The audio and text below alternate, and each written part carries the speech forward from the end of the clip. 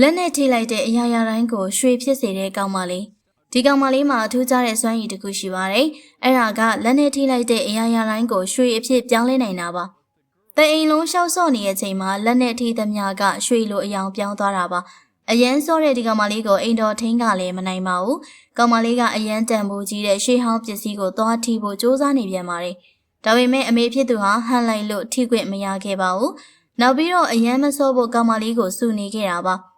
အိမ်ကပစ္စည်းတွေကိုရွှေတွေအဖြစ်ပြောင်းပေးနိုင်ရင်မိဘတွေပျော်လိမ့်မယ်လို့ထင်ထားတဲ့ကောင်မလေးက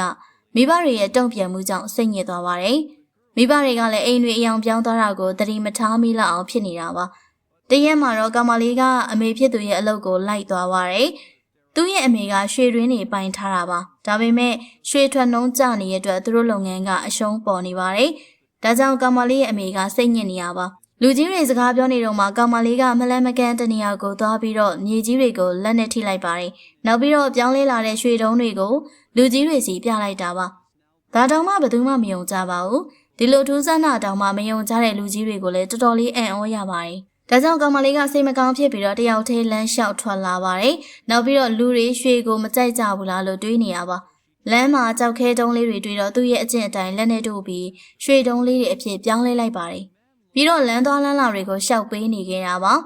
ပထမဆုံးတွေ့တဲ့အမျိုးသားကကောင်မလေးလက်ထဲကရွှေတုံးကိုကင်ကြည့်ပါတယ်နောက်တော့မယုံသလိုနဲ့လွှတ်ပစ်လိုက်ပါတယ်